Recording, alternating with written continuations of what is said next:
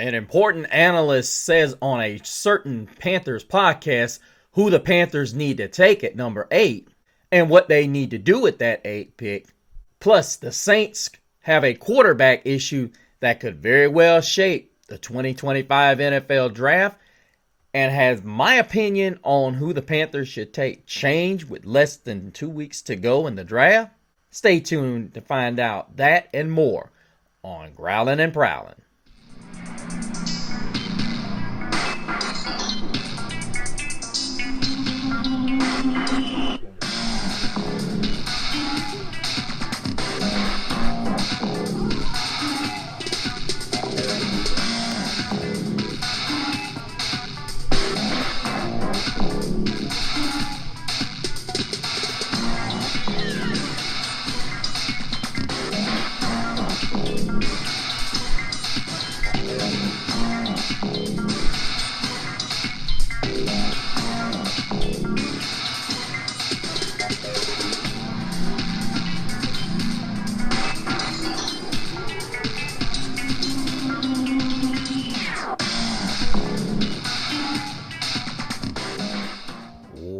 Welcome back, all you prowlers.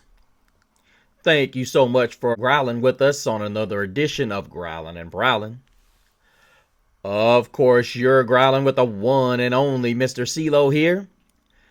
And I just want to give a huge growl out to all of you guys for joining us once again. And I've not done this before, guys, but make sure if you're subscribed to the channel, make sure you hit that bell notification so you can get notifications of all my shows when they premiere, when they go live, or whenever, because I'm going to go live soon, you guys.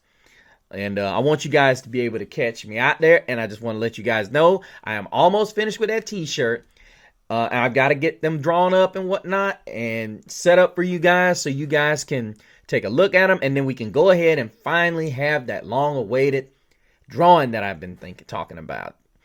But I want to go ahead and let you guys know that we have now broken the threshold of 150. That's right. Thank you guys so much. And once again, I've got guys that are really growling out here. Got to give a big growl out to Rashid C. I don't want to give you guys whole names until you give me this,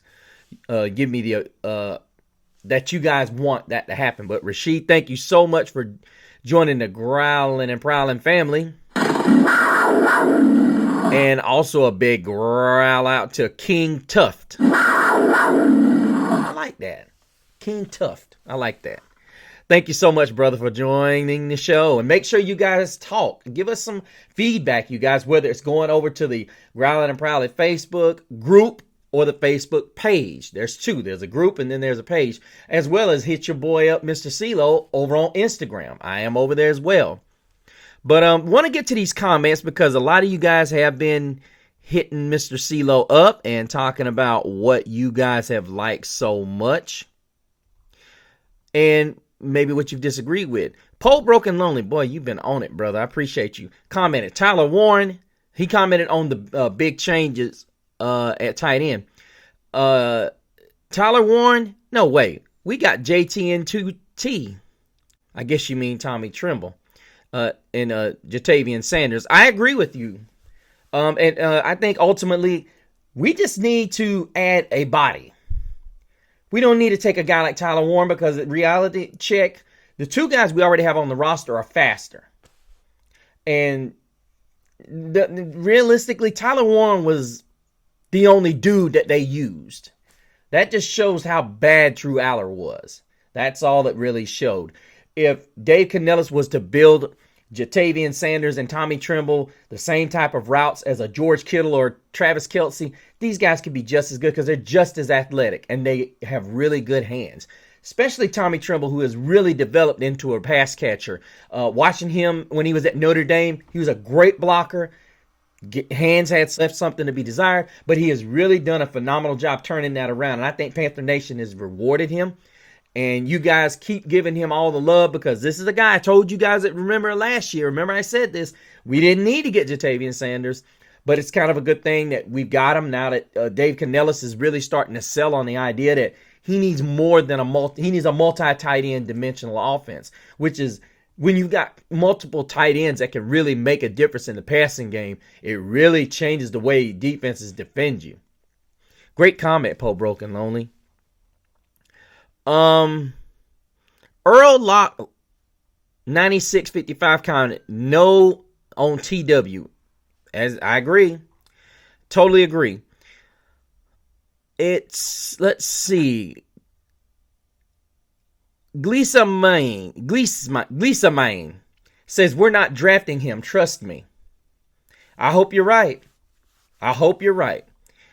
Thank you guys so much for all of the feedback. I've gotten a lot of feedback on the Facebook groups. I've got to do a better job of getting that out there. There's a lot of groups out there that totally understand where I'm coming from when it comes to that aspect. But let's get into the first big piece of breaking news to you guys, and that is that the New Orleans Saints have an issue with their quarterback, Derek Carr. Now, many of you may not know, but this is a guy that has been dealing with injuries left and right. Well, it turns out that he's possibly got a shoulder-ish injury, and possibility that he may end up having surgery on this thing. And if that happens, he could be out majority of the season. In turn, the Saints have been rumored for like the last 4 to 5 weeks, you guys, having ties to Jackson Dart, even Shedeur Sanders, and possibly Tyler Shough. And they definitely don't want to go through the disaster that was 2024. But in all fairness, this had to do with a lot of injuries outside of just Derek Carr last year. You know, you saw Rashid Shaheed got hurt. Chris Olave was in and out of the lineup last year. And then these are guys that these, when they're not healthy, and all you have is an Alvin Kamara, and who's a great running back. But when that's all you have to lean on, you don't have any sense of balance there. It's just like Mr. Miyagi said. And I learned balance. Balance is key. But ultimately, when we look at what this could entail with the draft, you know the Saints don't want to trade with us. But we've heard some rumblings that the Saints, if the Jets if they get intel that the Jets don't want them, that more than likely, if the Carolina Panthers sit there at 8, there are going to be possibilities that teams are going to entertain if Shedeur Sanders is there. And there are several mock drafts that have Shedeur Sanders being there at the 8th position right before the New Orleans Saints. Now, the question becomes, do the Saints go ahead and trade with the Jets as opposed to the Carolina Panthers? That is the horrible nature of the beast when you're dealing with division rivals. They don't want to give you the assets because they have to see you twice. Bruh. And ultimately, the easiest path to getting to the postseason is doing what? Winning the division. Now, that doesn't necessarily say doom in the Carolina Panthers. That doesn't say doom because they don't want to trade in division. But ultimately, if they do find out that the Jets do not want Shedeur Sanders or whichever quarterback that they fancy, they could still want to make a deal there, being that the Carolina Panthers could want to just, give up somebody who is like a Jalen Walker. Right now, I've seen Jalen Walker being mocked to teams like the Jets, teams like even the Jaguars, I think it was. I don't think that's going to happen, though. I think ultimately the Carolina Panthers are going to be on the clock, and I think they need, like you guys already know how I feel about Jalen Walker. I'm not a fan of Jalen Walker, and now I'm seeing more and more. I actually saw another mock draft where they're saying that the Panthers are linked to his teammate, Mykel Williams. Like the size, don't like the production.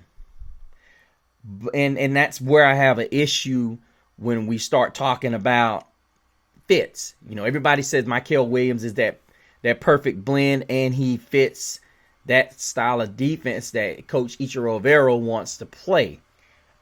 I'm a firm believer the way this defense has been built. Many of you guys get in the comments if you think I'm wrong.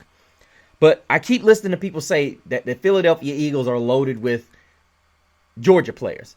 They have quite a few Georgia players, but where's the edge rushers?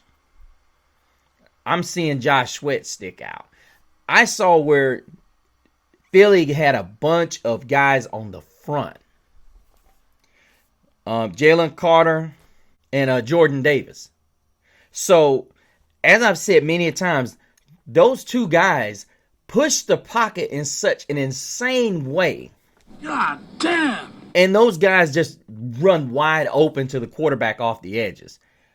I'm a firm believer we need a guy like a Mike Green and possibly James Pierce. Now, there was a name that PFFF editor Trevor Sikkema said on Julian Council's show, Locked on Panthers, I was listening to early this morning. And he brought up a name that I really have not thought much of. I have mentioned him on the show, but if I recall correctly, he led the nation in sacks. Boston College's Donovan Ezaraku. Now, there is no doubt that this guy is a pass rush machine. But when I was listening to Trevor Sikkema say, I was thinking that when he said that they needed an elite pass rusher, he was going to say Jalen Carr. I mean, Jalen Walker. I was just about to get sick. So, when he brought Ezaraku up, I was just kind of... I haven't heard anybody associate the Panthers with Ezaraku yet until this guy brought it up. And then he just started talking about some of the same things that I've been saying. The Panthers need that speed, that burst, this guy that can get to the quarterback, but also he is very good against the run. I think he's got like a 75% win percentage, something like that. And some crazy, just absolutely insane number of pass rush wins. And then you start to think about a guy who is a pass rusher too. Let's go back a minute, you guys, because I think a lot of people forget what the Carolina Panthers ultimately were able to do. And this is why I say what I really loved about what Dan Morgan and Dave Canellis were able to do in this year's free agency. It was just nothing short of masterful. Now, I know a lot of people say this is the one league where everybody can sit back and day one you can be like, oh yeah, we got a shot. But what really did it for me is Sikkema was saying about the improvements the Carolina Panthers made on that defensive line with Tershawn Wharton and Bobby Brown. I don't think Wharton is going to be the guy that's starting ultimately, because I think Wharton is such a good pass rushing presence. Brown was the guy that was brought in to really essentially play next to Derek Brown and bring that type of run stopping ability to this defense. And ultimately, and this is where a lot of people have to really, really dig down deep. A'Shawn Robinson is, I heard somebody, I don't know which program I heard this on, they're talking about, let's I think A'Shawn Robinson's going to be the odd man out. How can a guy that got you 5.5 sacks last season be the odd guy out? This makes no sense to me. And the realistic aspect of it is he's one of the guys that was a team leader in sacks. So we're going to do this again? I think it was Eku Leota led the team in sacks at one point. They cut him. Let's not do that again. I mean, really, let's not do that again. Dan Morgan, let's not do that again. I mean, because if you really want to have people laughing at you and saying, okay, what the frick is he doing here? Do that again. But I'm looking at A'Shawn Robinson and I'm saying the way this looks, the way the Panthers are designed, the way it looks, you're going to keep Derek Brown, guys like Shy Tuttle and Bobby Brown in the game during rundowns. And then when you get to like second and longs and third and longs, you're going to bring in Tershawn Wharton, A'Shawn Robinson, and let these guys tee off while you have guys like DJ Wanham and possibly Donovan Ezeraku. And then you still got Pat Jones II, who's a doggone good pass rusher in his right. And this is something else I thought about, you guys. As much as I'm sitting here talking about Donovan Ezeraku, who's to... And everybody's already writing off Pat Jones, saying that he's not this and he's not that, saying that DJ Wanham is not that dude. Didn't we all say the same thing about Hassan Reddick when he first got here? Because he had that one game. I think he had half of his total sacks for that season in one game. Meanwhile, you got a guy like Pat Jones who had 7 sacks last year in that blind 4S defense. And then you have a guy like DJ Wanham who, for no more than the number of games he played, he ends up with 4 sacks. Listen, we can call it what we want, but there's a lot of guys that say this is not what it is. This is not what it is. To me, these two guys got an opportunity, and then you've got, and a lot of people are saying that DJ Johnson's not that dude. I still believe in Amari Barno. Call me what you want. Call me crazy. Call me a nut job. But to me, I still believe in this guy. I believe if he can get some significant playing time, he's going to come to the game. 6'6", 245 pounds. He has not been able to get it together yet. And I know what people are going to say. Well, how long is it going to take? 2022, 23, 24, and now 25. He is basically in a contract year if he doesn't get cut first, which I would hate to see the Panthers cut this guy because this guy's made some good plays. He had a sack last season in a limited amount of time that he played. I think he missed over 10 games last year from a knee injury, and he's still bringing it back. But I'm not going to get too caught up in that. But I still believe that Donovan Ezeraku is a huge possibility. And special thanks to Trevor Sikkema for PFF of showing up on Panthers on Locked On Panthers, Julian Council's channel, and making this plain. Because the truth of the matter is, we could get Ezeraku further down in the draft. And then that leaves us an opportunity to pick up on a position that we still have in doubt. And you know what position that is, ladies and gentlemen. That would be our starting strong safety, or free safety if you think about it. Because I see Trayvon Moehrig playing more of a up on the line type of rover type situation, because he's very good against the run. And a huge leap considering this dude played free safety in a ball hawk over at TCU. And then you think, if you bring in a gentleman by a guy that you all know, if you watch the channel, you know who I love. Nick Emanwori out of South Carolina. Absolutely love this guy. But I'm not going to get too caught up on Nick because it's about Donovan Ezeraku. We could possibly get this guy later on in the draft. Let's say we were able to procure enough, and this would take a lot of wheeling and dealing by Dan Morgan. Not just trading once or twice out of that 8th pick, but I'm talking about possibly trading back, getting teams that are interested in certain players, but not having to trade up so far, or accumulating a certain amount of draft capital where we are able to trade back up. But the thing is, Morgan and his posse are going to have to really search for a deal that is not only going to benefit the opposing team, but is going to benefit us as well. And see, the way things are looking with Ezeraku is this guy could be, so far, looking at what they've got as the projected spot, they've got Donovan Ezeraku as the 24th ranked player in this draft. So that means he could go anywhere before or after. I don't think Ezeraku lasts past the Philadelphia Eagles personally.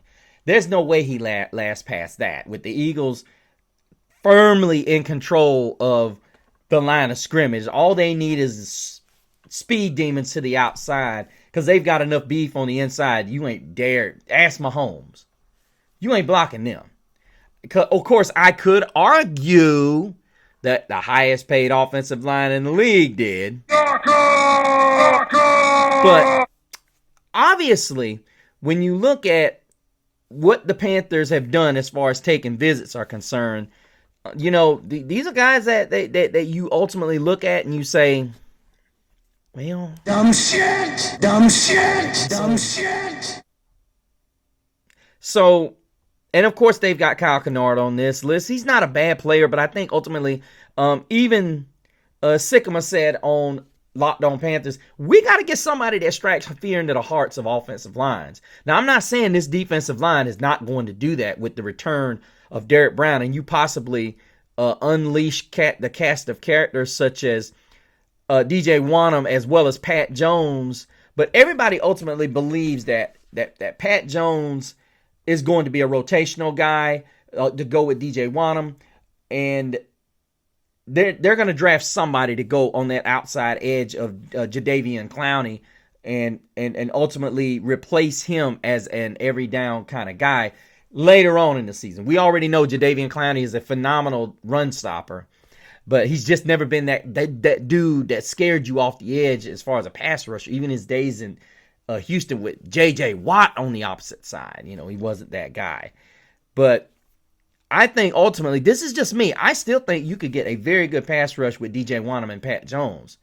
Because you can't just sleep on them. And then not to mention, you've got that defensive line set where you've got Tershawn Wharton, where guards, centers, and tackles guards, centers are concerned about his ability to get to the quarterback too. To the point that if they decide they want to stunt, and Tershawn Wharton wants to go up the outer half of the field, guess what? That guard is going to chip the other tackle, and the tackle's not going to have enough speed to come around and catch a guy like a DJ Wanham or a Pat Jones coming in on the stunt. And it leaves the center and possibly the quarterback in a serious compromising situation. So I'm of the belief that while Donovan Ezaraku is a very good choice, I think it eliminates the idea that you have to marry yourself to the idea that you have to get a guy like Abdul Carter as the all end all of this draft. And I think you could honestly marry yourself to getting Nick Eamon-Rory. I think you could very well do this. I think you could very well make this as a play-in, and this could very well knock out this draft. And now people are going to say, well, how do you get 2 first-round picks? Simple. You've got the 8th pick, and you've got an intriguing 12 picks ahead of you. Now that the New Orleans Saints are questionably on the clock for a quarterback. Because you're not going to look at the roster of the Saints and tell me that this football team is going to be seriously contemplating walking in the season with these quarterbacks only on their roster. And I will go through and tell you who they are. That would be Ben DiNucci, Jake Haener, and Spencer Rattler. All of these guys had some significant playing time last season, and we saw how that went, didn't we? And as I said, we're sitting here looking at this ideology that the New Orleans Saints have continuously been in. We've continuously looked at this team, and we've seen them in cap hell by continuously kicking the can down the street. Most of you guys understand what that means. That means rolling over its salary of players to next season. And the bill eventually comes due. And I think that time is coming now because Taysom Hill will be 35 years old by the time the season starts. Been a very resourceful player. Not sure if Kellen Moore is going to stay in that. Really a guy like Tyler Warren truly fits the Taysom Hill bill. The only difference is he doesn't play quarterback. But as I said, at the end of the day, the Saints could very well change this draft. And it could be a very good stroke of fortune for the Carolina Panthers, Dan Morgan and Dave Canellis. But in my opinion, we steadily have to continue to work back. We got to work back. There's no ifs, ands, and buts about it. And I'm just grateful Trevor Sycamore said what he said, because ultimately I'm still sticking with Nick Eamon-Rory being the top draft pick for us this year. Meanwhile, Donovan Ezaraku is going to fill up that bottom half of that first round. I think we could steal him with some of the picks that we procure by trading 8th. I think we can possibly get at least 3 trade downs and possibly be able to procure enough picks that we could trade back into the first round, get Donovan Ezaraku, and we've got our safety and our edge player all gotten in one swell swoop. Now, if we do enough wheeling and dealing, we can get the one guy that I think we need to get, and that's Jaden Higgins, even though he has not been called in for a workout, which is irritating the dickens out. They called in Jalen Noel, the smaller but faster of the two. But I'm a firm believer speed ain't always the answer, and I've had to deal with a lot of you guys saying that he's a game breaker. Not a game breaker. He has the potential to be a game wrecker. Yeah, there's a big difference between being a game breaker and a game wrecker. He's a guy that you have to account for when he's on the field because he can wreck your game. Oh, he can. He can wreck your game, but he's not a game breaker. He's not going to be a guy where as soon as he steps on the field, it's like, oh, man, leave everybody else here. This is that dude. No, you just have to make sure your safeties ain't sleeping. That's all. Just make sure the safeties ain't sleeping. Because his height just bothers the heck out of me. And there's a guy out of Tennessee that they haven't even invited in. Deontay Thornton. Guy runs a 4.3 40 and he's every bit of 6'5". And even Trevor Sikkema said that on Locked On Panthers, you guys. You got to start looking. That's just like we're talking about a running back. Bashaw Tutton and the kid out of SMU have not even been invited to a top 30 visit. Neither one of these guys. That's the kind of things I'm talking about. You know what you need on this team, and you need speed. You got the other positions done. Like at the edge rusher, you need a guy with speed. Safety, you need a guy with size and speed. Cornerback, you need a guy with speed, which is why I said your second round pick, if you can get one despite trading back in the first round, you go after Darian Porter, the 6'2", speedy, wide out, converted wide receiver, converted cornerback. We need to get faster on this team, defense and offense.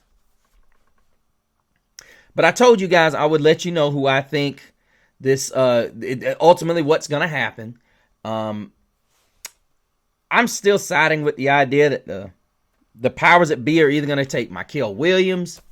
I've been hearing rumors that Shamar Stewart has really started to turn heads amongst the brawn of the Carolina Panthers, but I still think it's going to be between Jalen Walker and Mykel Williams. Not happy about those two. I think ultimately you need to focus on the safety position. A lot of you are going to look me in the DMs and say, hey, we have plenty of free agent safeties. You don't want a free agent safety. You can get one home and grown and groomed. And not to mention you get one with the Kyle Hamilton prototypical build. Why would we pass on a prototypical safety? Why? I want somebody to answer in the comments, why would you pass on a prototypical safety if you have the chance to get him? Not saying you take him at 8, but you trade down, get some draft capital, and you still procure a safety that's going to patrol your secondary for the next 10 years.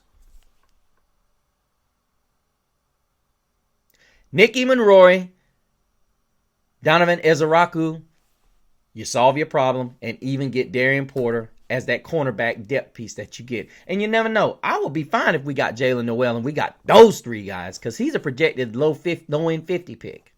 What? What the? Anywho, as long as the Saints don't make a deal where we're having to deal with Nicky Monroy or the Tampa Bay Buccaneers get Nicky Monroy, that's my biggest nightmare at this point. Is that they're going to get this guy and we got to see him for at least the next, and as well as Antonio Winfield. Is that not enough to scare you guys? Antonio Winfield and Nick Eamon-Rory? Let me know what you guys think. Hit me up down below, and don't forget, if you're a member of the Growling and Prowling family, make sure you hit that. Once you hit that sub button, you hit that bell notification and hit all. That way you get notifications on every show that drops, and that you guys are able to hook up with me and hear all your questions get answered and all your comments responded to. I love the banter, you guys, so please keep staying active inside the comments there.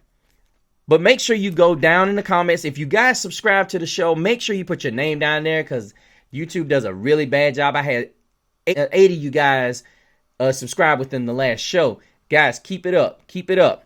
But I don't have your names, so make sure you put your names down there.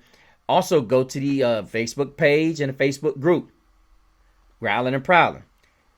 And finally, make sure you go to my Instagram at Mr. CeeLo and keep up with all the shenanigans as we approach the 2025 NFL Draft next Thursday night.